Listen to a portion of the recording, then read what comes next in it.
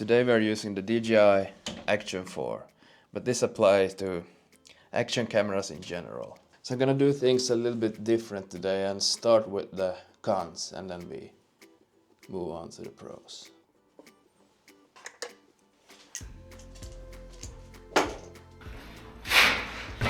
So the first con is low light performance, because action cameras have very small image sensors, so they struggle in darker environments.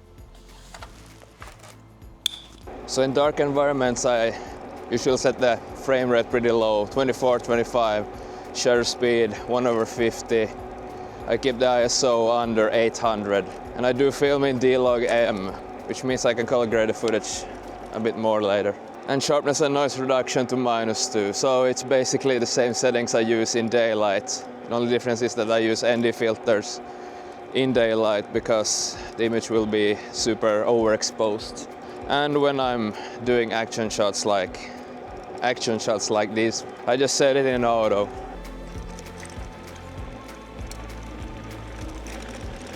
I will put all the settings in the description down below.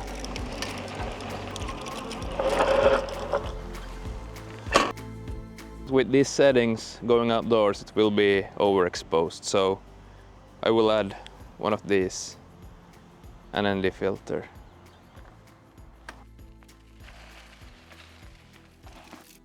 Another downside is lack of optical zoom. Like most action cameras, the Action 4 relies on digital zoom, which reduces the image quality. But honestly, it's not something I personally use very often. But if you like framing tighter shots from a distance, it's something to keep in mind. This one isn't really a con, but it's something you need to be aware of. This camera is waterproofed, which is great. But you always need to make sure that the doors or hatches are always fully closed. One small gap can let water in and ruin the camera. And occasionally I notice something that I will call stabilization drift. Sometimes the image slowly drifts when I'm grabbing the camera, but the drift happens a second before I actually pick the camera up. So I can pretend that I'm picking it up. And now I actually pick it up.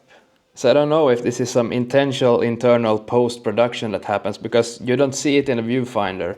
That drift starts even before your hand touches the camera. I really tried to find why it does this, and I didn't find anything. So if someone knows why this happens, let me know in the comments below. And the last con is no autofocus. So action cameras used fixed focus, which means everything is in focus all the time. And for this type of camera it actually makes sense, because autofocus means moving parts. And an action camera, so having moving parts inside something that shakes a lot will be a risk. So I fully understand why they don't put autofocus in these cameras, even though it would be nice if they had. And that brings us to the pros. So the first pro is that it's small, portable and tough. And this is probably my favorite thing about action cameras, and that is that they are tiny. I mean, I can just throw it in my pocket. So it's easy to always have with you. There have been so many times when I left my home without a camera, and then all these moments appear where I wish I had my camera with me. Like you see that perfect shot and then you're like... With this camera it happens less often because it's almost always with me. Pro number 2 is that there are tons of mounting options, which means I can mount it to so many things. My bike, my neck, a magic arm, an extension rod. And then it's the ultra wide of view. I need to stop doing this with my hand all the time, I don't know why I do it. For vlogging and point of view shots, this is pretty useful, because you don't have to think so much about framing and distance. You can hold it close, move it around, and still get you and the environment in the shot. And one thing I really appreciate about this specific camera is the D-Log-M. The standard colors look great straight out of the camera, but I enjoy color grading. Shooting in D-Log gives me more flexibility in the post-production, and it lets me create the look I want. Oh no, not the oversaturated one. Oh, that's better. And if you don't want to color grade, the normal color The normal color profile is great. And I'm gonna go back to its waterproof design. I don't spend a lot of time swimming with cameras, but I do spend a lot of time outdoors. If it starts raining heavily, I don't have to think twice. I can just keep recording. That kind of freedom is the biggest advantage of action cameras. So is action cameras good vlogging cameras? I will say yes, but with a few compromises. If you want the best autofocus, the best low light, and the highest image quality possible, there are better options. But if you want something small, durable, easy to carry with you, waterproofed, extremely versatile, an action camera is hard to beat. For me, the biggest advantage is simple. A camera that is always with you is better than a camera that's always at home.